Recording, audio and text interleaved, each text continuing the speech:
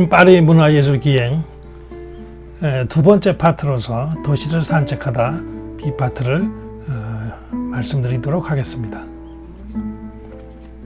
오늘 다룰 부분은 영화 감독이죠. 아네스 바르다의 이삭 줍는 사람들과 나라는 영화를 통해서 프랑스와 밀레의 작품을 살펴보도록 할 것이고요. 다음에 그것을 밑받침하는 질 들레지, 또 영화 감독 오슨 웨즈, 극작가 브레이트, 베게트, 피터 한트케, 관객 모독으로서 우리한테 잘 알려져 있죠. 17세기 최고의 작품인 벨라스케스의 하녀들의 작품에 대해서 만나볼 것이고요. 그리고 얀반 아이크, 그리고 아네스 바르다의 남편이 자크 드미 누베바그 감독이죠. 그리고 그 벽화에 대한 이야기, 그리고 아네스가 말하는 바르다, 아네스 스스로 자신의 이야기를 엮어가는 자신의 작품에 회고를 하고 있는 이야기로서 마무리를 하도록 하겠습니다. 자, 그럼 여행을 떠나보도록 할까요? 메트로 1호선의 기차가 지하철에서 들어오는 모습이네요.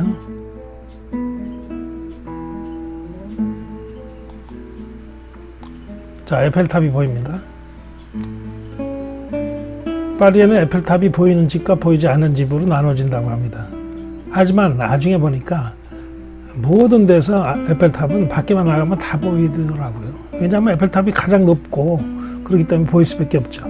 아마 이들이 얘기하는 것은 방 안에서 에펠탑이 보이느냐 아니냐 그런 걸 따지는 것 같아요. 자, 지금부터 파리의 많은 예술가들과 문인 그들을 만나서 그들의 이야기를 듣고 그들의 상상을 따라서 한번 여행을 해보도록 하겠습니다. 자, 에펠탑이 보이는 노선입니다. 파리 지하철에 이것은 그 지하철이 아니라 지상에 있는 그런 지상철이죠. 그 세느강과 에펠탑이 한눈에 보이는 좋은 풍경의 모습입니다. 자, 1호선은 파리 동쪽에서부터 서쪽까지 기념물 축을 따라서 이어지고 있습니다. 밤에 그 샹젤리제 개선문을 통해서 파리의 구역 노선을 보고 있습니다. 이 19구역으로 파리는 분류되죠. 뱅센역은 12구역에 있고 여기서 메트로는 출발하게 됩니다. 자, 여기에 보면은 비빌리오테크 그 도서관이 이쪽에 있죠. 그리고 오스텔리츠역, 그리고 리옹역, 페르라슈에즈 묘지가 여기 있네요. 프랑스의 그 위대한 시인, 예술가, 문인들이 전부 여기에 과학자들까지 있는 곳이죠. 매장되어 있는 곳입니다.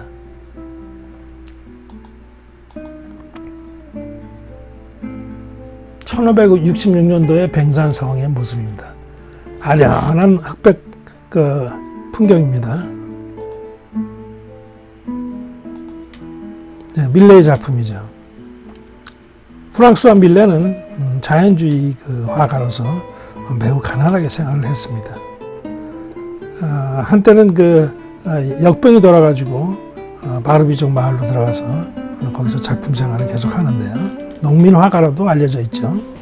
이 그림이 다른 그림하고 다른 것은 이 당시 이삭 줍는 사람들이 그 벼 이삭에 그 알이 다 빠진 그러한 벼 이상이 벼인데도 불구하고 그것을 줍는 모습의 그 어떤 노동적 가치를 아주 그 존재감 있게 표현한 그런 작품이라고 볼 수 있겠습니다. 아네스 바르다는 이 영화를 통해서 이삭 줍는 사람들과 나를 통해서 1800년대의 그 밀레의 시선, 줍는다는 부분을 동시대로 확장시키는 이야기를 영화로서 만들어냅니다. 바르다가 이야기하고자 하는 것은 이 영화 속에 있는 기억과 이런 감성을 주워내는 이 줍는다는 그 자체의 행위를 색다르게 바라보고 있는 것 같습니다.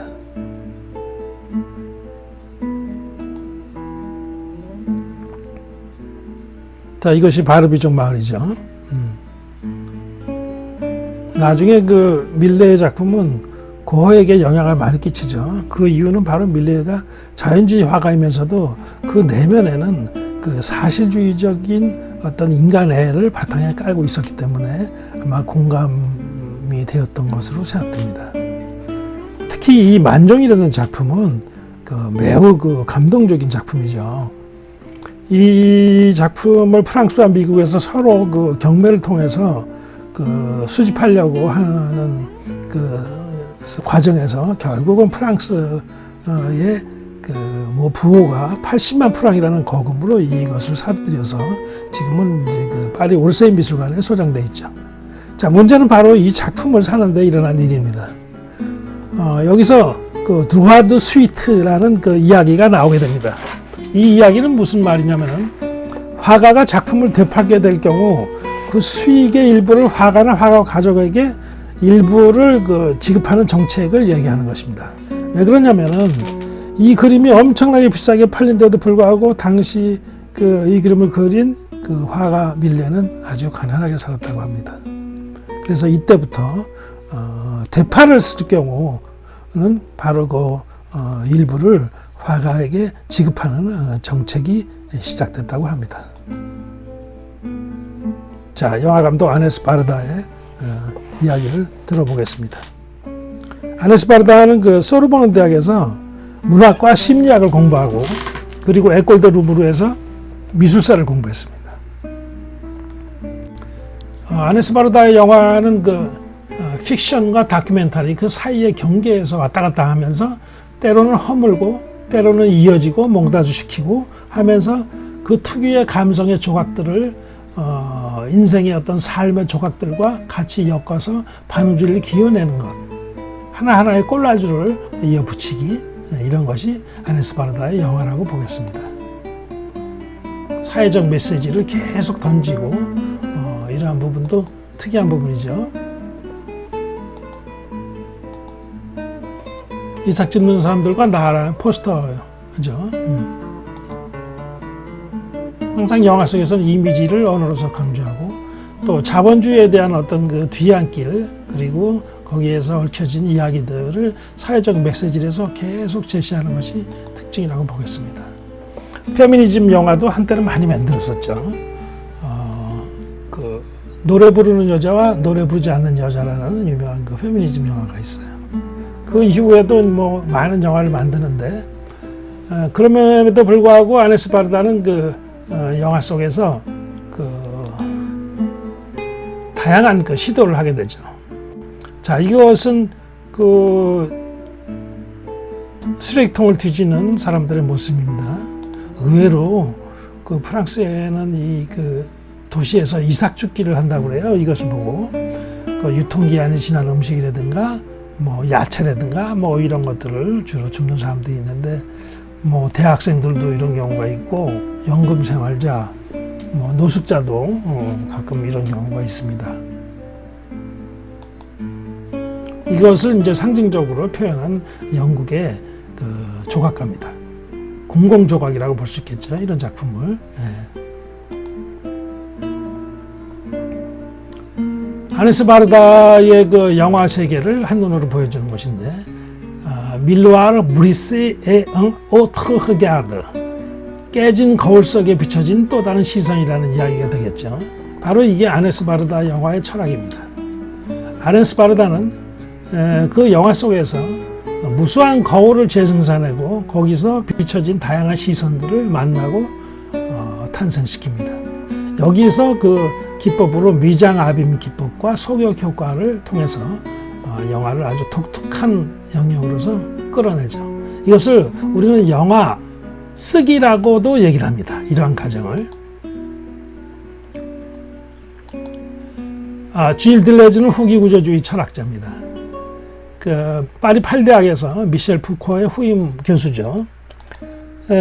쥘 들레즈의 영화 이론에서는 바로 이 거울 속에 비친 모습이 계속 이어지는 것, 즉 시면으로 밀어넣기, 미장아빔이라는 뜻이겠죠. 이것에 대해서 이야기를 합니다. 프레임 안에 프레임, 영화 속에서는 이 프레임이라는 게 상당히 중요한 부분이죠. 이 과정 자체의 문제를 들레즈는 어떻게 보냐면 예술의 바로크적 접힘과 펼침이라는 용어를 사용합니다. 동시에 재현에 대한 문제를 지적하는데 기계적인 재현 장치, 지금까지 이루어지는 영화 속에서 뭔가를 보여주고 뭔가를 모방하고 하는 그런 재현적인 장치에서 기계적 굴곡의 영역으로 바뀌어지는 과정이다라는 이야기를 통해서 영화에 대해서 새로운 철학을 제시하고 있습니다. 미장압임에 대한 이야기죠. 네, 시민 케인에 대해서 말씀드리겠습니다. 시민 케인은 1941년도에 오슨 웰스가 각본 그리고 제작에다가 자기가 주연까지 한 최고의 영화라고 볼 수 있습니다. 이 영화는 오슨 웰스가 25살에 제작한 영화며 1941년도에 미국에서 제작한 흑백 영화입니다. 미국 영화연구소가 선정한 위대한 영화 1위에 선정되기도 하고요. 역사상 최고의 영화로 선정되는 대단한 영화라고 볼 수 있겠습니다. 이 영화의 특징도 역시 미장압임, 하나의 작품 안에 또 하나의 이야기를 집어넣는 그러한 형식을 띠고 있습니다. 자, 여기 보시는 것과 마찬가지로 오선 웰스 자신인 시민 케인, 자신의 얼굴이 큰 거울을 통해서 계속 비춰지고 있죠. 이렇게 심혈로 들어가는 미장압임의 효과를 영화 속에서 보여주고 있습니다. 시민 케인의 얼굴입니다. 당시 선풍적인 인기를 끌었었는데요. 흥행 면에서는 아쉽게도 실패했지만 영화사에서는 최고로 영화로 꼽히는 그러한 대작입니다. 네, 얀반 아이크의 아르놀 피니 부부의 초상입니다. 얀반 아이크는 유화 도구를 최초로 사용해서 그림을 그린 화가로도 우리에게 알려져 있습니다. 자, 여기 그림에 보면은 아르놀 피니 부부의 뒤쪽에 보이는 벽에 거울이 보이지 않습니까? 이 거울이 바로 오늘 얘기하고자 하는 그림 속의 그림의 이야기를 담고 있는 미장압임의 이야기를 여기 보여주고 있습니다. 먼저 부부의 얼굴이 이 거울에 투시돼서 보이죠. 그리고 다시 또 하나의 거울이 뒤에 있고 또 다시 부부의 얼굴이 투영돼 있고 그 뒤쪽에 가서 비로소 얀반 아이크 자신의 모습이 보입니다. 매우 특이한 효과죠. 이 거울의 겉에 있는 장면은 10장면으로 되어 있는데 예수의 순환 장면이 형태로서 이렇게 만들어져 있고 매우 특이한 것은 또 얀반 아이크는 최초로 사인을 한 서양 화가로도 알려져 있습니다. 바로 이 거울 윗부분에 보면은 여기 글씨가 써 있죠. 이 부분이 바로 무슨 내용이냐면 얀반 아이크 이곳에 있었다. 1434년이라는 이 글씨가 여기 적혀 있습니다. 자, 이어서 시녀들이 나른 니에고 벨라스케스의 작품입니다. 17세기 최고의 작품이면서 동시에 미국의 어느 잡지에서 미술 평론가, 미술 사가, 미술 작가를 통해서 앙케이트를 했는데 서구의 현대 미술 작품 중에서 최고의 작품 5개를 선정하는 그런 앙케이트 설문조사가 있었어요. 거기서 1위를 차지한 작품이 바로 이 작품입니다. 시녀들. 자, 왜 그랬을까요? 지금부터 그 비밀을 파헤쳐 봅시다. 지금 이 시녀들의 작품은 보다시피 그림을 그리고 있는 벨라스케스의 모습이 있는데 지금 옆에 미셸 푸코, 후기 구조주의 철학자인 미셸 푸코가 등장했습니다. 이 미셸 푸코가 등장한 이유는 미셸 푸코의 논문 제목이 말과 사물이죠. 이 말과 사물의 서문에 이 그림이 등장합니다. 매우 특이한 현상이죠. 그 이전까지 이 학술적인 논문에 그림이 등장한 적은 없습니다. 서구 사회에서 아주 이변을 기록하는 이런 사건이죠. 미셸 푸코는 이 서문에 이 그림을 등장시키면서 이야기를 하고 있는데 어떤 이야기를 하고 있는지 살펴보도록 하죠. 그 이야기는 바로 무슨 이야기냐면은 이 그림을 그리고 있는 미셸 푸코의 그 화가의 시점과 그리고 이 구강 비춰진 이 그림을 그리는 벨라스케스가 여기 있으면은 이 구조도를 통해서 본다 하면은 여기 벨라스케스가 있죠. 벨라스케스가 그림 그리고 있고 여기 공주들과 하녀들이 여기 있습니다. 자, 화가의 시점은 어떻게 되어 있을까요? 화가는 왕과 왕비의 모습을 보고 그림을 그리고 있습니다. 그리고 다시 그 왕과 왕비의 모습, 이 왕과 왕비의 모습은 거울 속에 비춰진 얼굴로 또 등장하게 되는 것이죠. 여기에 미장압임 효과가 드러나고 있습니다. 이것을 보면은 화가의 시점과 또 국왕의 시점, 그러니까 거울 속에 비친 또 국왕의 시점이라든가 이런 시점이 있죠. 그리고 관람자의 시점, 관람자의 시점은 아까 말씀드린 대로 국왕이 이 위치에 있는 것과 마찬가지로 저희들도 마치 여기서 이 그림을 보고 있는 것이죠. 그 그림을 보고 있는 우리를 감상하고 있는 이 벨라스케스의 모습을 보십시오. 이게 매우 특이한 현상인 것이죠. 이래서 이 그림을 우리는 메타회화라고 얘기를 합니다. 메타회화란 그림 속에 있는 그림을 얘기하는 것이죠. 이를테면 메타 개념이라는 것은 소설 속에 있는 그 격자 소설을 얘기하는 것이고, 또 영화 속에 또 하나의 영화, 이야기 속의 이야기, 이런 것들은 매우 밀도 있고 그 상세한 이야기를 풍요롭게 전달할 수가 있죠. 그래서 현대 예술에서는 이 메타 개념을 많이 적용하고 있습니다. 자, 이어서 거울 속의 왕과 왕비의 모습이 그대로 비춰지는 모습입니다. 아네스 바르다가 사랑하는 얼굴들이라는 영화인데 원제목은 비자지 빌라주입니다. 그러니까 얼굴들, 마을들 이런 뜻이 되겠죠. 탄광도시를 찾아갔어요. 아네스 바르다가 이 그래픽 아티스트 JR과 둘이서 찾아가가지고 살고 있는 거기에 사는 시민들의 모습들을 프린팅해서 거대 벽화를 뽑았어요. 출력을 해가지고 이렇게 붙여놓은 것입니다.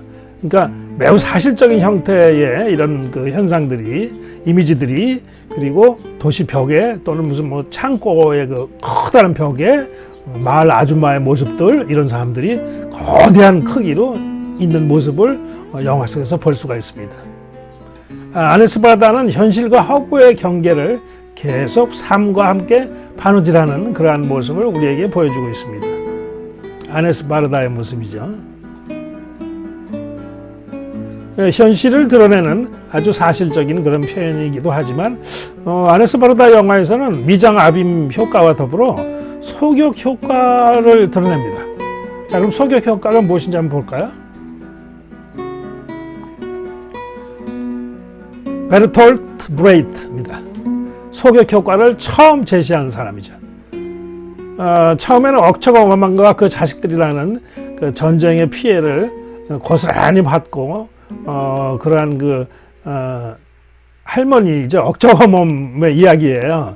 부조리한 극인데, 이러한 것을 통해서 데뷔를 했는데, 이제 후반에 와서는 이제 새로운 서양 연극을 완전히 뒤집는 그러한 새로운 서사극의 형식을 시도하는 소격 효과 기법을 도입하는 연극을 보여주고 있습니다. 거리두기라고도 얘기하죠. 이 연극이란 무엇을 얘기하는 것이냐면, 관객이 연극이나 영화의 내용에 몰입해서 감정이입이 아주 극도로 되어가지고 빠지는 것을 경계합니다. 그러니까 이것은 어떤 연극이나 영화의 스토리의 결말보다 그 과정이나 원인에 더 중요하게 집중하는 전략입니다. 일종의. 실제로 이 영화에서는 영화 속이나 또는 연출하는 연극 속에서 직접 관계자가 나와가지고는 앞에 이 이야기는 어떻게 전개될 것이라는 김 빼는 얘기를 합니다. 연극을 보다가 이런 얘기하면 정말 김 빠지는 얘기죠. 영화도 마찬가지예요. 영화를 보다가 갑자기 영화 앞에 이야기를 한다든가 이런 식의 이야기를 하거나, 또는 영화 같은 경우에 손이 쑥 들어와서 크게 이렇게 영화 장면에 등장하면서 방해를 한다든가, 이런 방법을 누벨바그의 대표적인 감독인 장리 고다르 감독이 썼었거든요. 그러니까 바로 이 베르톨트 브레이트의 이 소격 효과를 영화 속에 도입한 것이죠. 이런 것을 보고 우리는 거리두기라고도 얘기하고, 다른 말로 이제 낯설게 하기라고도 얘기를 합니다. 요즘에 그 현대 미술 작품에서도 이 낯설게 하기, 거리두기 작품이 상당히 많이 나오죠. 이러한 형식의 작품이. 영화도 물론 많이 나오고요. 자, 이러한 작품으로서 우리는 그 고도를 기다리며라는 그 샤무엘 베게트의 그 연극을 볼 수 있습니다. 같은 말 되풀이하면서 계속 고도는 언제 오냐고 물어보고, 이런 이야기, 이러한 연극은 도대체 왜 하는 것인지 이유를 모르겠다는 사람도 있어요. 자, 샤무엘 베게트는 이 당시 그 사회적인 배경은 어떤 거였냐면, 고도를 기다리며의 이 책 표지가 나오네요. 이 사회적인 배경이 그 샤르트르와 까미를 중심으로 한 그러한 그 배경이 있었기 때문에 그것을 단번에 뒤집는 아주 새로운 의미의 부조리극을 들고 나옵니다. 그러면서 같은 말을 되풀이하는 이성적이지 않은 이야기를 계속 하게 되는데, 전쟁의 어떤 그 포화라든가 그런 이성적이지 않은 행동들에 의한 폭력과 그 살생이라든가 이런 것에 대한 어떤 그 반어법적인 어떤 그러한 형태의 부조리극이라고 볼 수가 있습니다. 그 샤무엘 베게트는 그 아일랜드 출신이에요. 아일랜드 더블린 출신인데, 잘 알다시피 아일랜드 더블린에 그 유명한 그 영문학자가 있잖아요. 제임스 조이스. 샤무엘 베게트는 한때 이제 그 교사 생활을 했다가 프랑스 파리 들어오면서 글을 쓰기 시작하는데, 글을 쓰기 시작한 동기가 바로 제임스 조이스의 영향을 받은 것입니다. 그러니까 스승과 같은 사람이죠. 샤무엘 베게트 입장에서 봤을 때. 그런데 이 둘 사이에는 참 꺼림칙한 이야기가 있어요. 그것은 바로 뭐냐면, 그 제임스 조이스의 그 딸이 있어요. 그 딸이 샤무엘 베게트를 흠모한 나머지 청혼을 했어요. 그런데 이 샤무엘 베게트가 괴짜예요. 그리고 좀 독특한 사람이거든요. 이 사람이 거절을 했어요. 이 거절의 충격으로 제임스 조이스 딸이 정신병원에서 우울증으로 치료를 받는 일이 벌어집니다. 그러니까 둘 사이는 참 애매모호하게 꼬인 상황이 되겠죠. 베게트는 1969년 노벨 문학상을 탔습니다. 제임스 조이스의 영향을 받은 책이죠. 다음에 관객모독이라는 페터 한트케의 연극이 올라가게 되는데, 이것이 또 1960년 독일 투름 극장에서 열리는 이 연극이 문제를 일으킵니다. 왜냐고요? 페터 한트케의 모습입니다.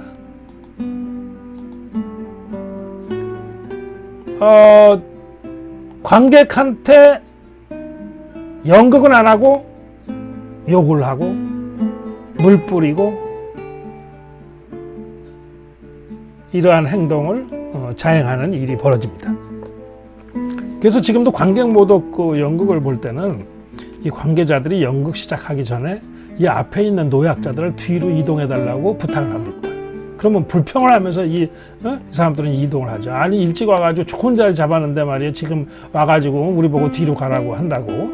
그리고 젊은 사람들이 앞줄로 내보내죠. 젊은 사람들은 아주 좋아하는 거죠. 앞에서 이제 연극을 보게 되니까. 하지만 곧 시련이 기다리고 있습니다. 왜냐고요? 물벼락을 맞을 겁니다. 그리고 욕을 진탕 먹을 것이고 또 침을 맞을 것입니다. 이게 초창기에는 이것 때문에 서로 연극을 보러 온 사람들과 이 관계자들과 엄청 싸움이 벌어졌죠. 나중에 막 의자도 집어던지고 그런 일들이 비일비재해가지고 이게 연일 신문에도 나고 뉴스에 아주 대서특필해가지고 난 그러한 사건이기도 합니다. 자, 도대체 그러면 페터 한트케는 왜 이런 연극을 만들었을까요? 2019년에 노벨 문학상을 탔죠. 여기서 이야기하는 욕은 순화되지 않은 본능의 원초적인 조각들이다. 자, 카타르시스를 해결해 준다는 이 이야기로서 설명이 될 수 있겠습니다. 자크 드미의 세계입니다. 아네스 바르다는 자크 드미의 세계라는 영화를 통해서 마지막 칸은 자크 드미의 길을 행복한 선물로서 대신하고 있습니다. 자크 드미는 안타깝게도 에이즈에 걸려서 이 태어난 낭떼 시골 마을에 와서 치료를 받고 있었습니다. 아네스 바르다는 자크 드미의 어릴 적 시절부터 일어나는 모든 그 상황이라든가 그것도 그리고 카메라의 판타지를 갖고 영화 감독으로 데뷔하기까지의 모든 영화의 역사를 집약시켜 가지고 영화를 만들었습니다. 그것이 1995년도에 만든 자크 드미의 세계입니다. 안타깝게도 자크 드미는 이 영화를 만들고 난 다음에 바로 에이즈로 사망을 하게 됩니다. 아네스 바르다는 항상 그 영화 속에서 자기 자신을 보여줍니다.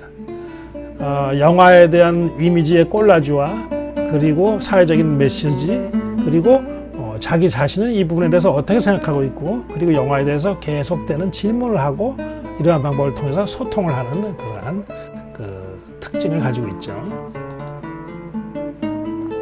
이 소는 그 실제로 낭떠 시골 마을의 이정표를 가리키는 그러한 표정의 그림이에요. 그래서 재밌는 표정에 그 지시하는 손이기 때문에 가져와 봤습니다. 이 영화가 바로 그 쉘브르의 우산을 만든 자크 드미의 그 포스터네요. 예. 자크 드미는 사실 이 영화로 1960년도에 17회 칸느 영화제에서 최고상인 황금 종려상을 탔습니다. 이 영화는 뭐 음악도 상당히 좋죠. 지금 배경으로 나오는 음악도 바로 이 영화의 그 배경음악입니다. 자크 드미의 모습이죠. 예. 우리가 잘 알고 있는 뮤지컬 영화 그 얼마 전에 아카데미상을 탔던 라라랜드라고 있지 않습니까? 그 라라랜드의 감독이 그 바로 이 쉘브르의 우산 영화를 통해서 자기가 감동을 받고 그 영화를 바탕으로 그 라라랜드라는 영화를 만들었다고 이야기를 했습니다. 아네스 바르다의 마지막 영화는 아네스가 말하는 바르다입니다. 지금 이 말은 즉슨 무엇을 이야기하는 거냐면 자기가 자기 자신을 얘기하는 것이죠. 아네스가 말하는 바르다, 자기가 보는 자기입니다. 역시 메타적인 개념의 이야기. 그러니까 지금까지 만든 영화의 모든 것들을 마지막에 보여주게 됩니다. 이 영국의 영화 비평가인 로라 멀비는 뭐라고 얘기했냐면 영화는 1초에 24번의 죽음이라는 말로 이야기를 합니다. 앙드레 바쟁은 노벨바그의 그 비평가인 앙드레 바쟁은 장리 고다르 영화 감독에게 영화란 무엇인가라고 물어봅니다. 그때 장리 고다르 말이 1초에 24번의 진실이다라고 얘기를 합니다. 여기에 대한 역발상의 시각이죠. 영화는 1초에 24번의 진실이 아니라 1초에 24번의 죽음이다. 여기서 말하는 죽음이라는 것은 그 이야기 속의 내용을 사진은 그것을 찍었기 때문에 사진 자체는 바로 무엇이냐면 정지의 순간이기 때문에 그 정지된 순간을 생명이 없는 상태인 죽음과 연결시킨 것이죠. 자, 파리 메트로에서 그 준비하고 있는 무용수입니다. 1호선 바스티유역입니다.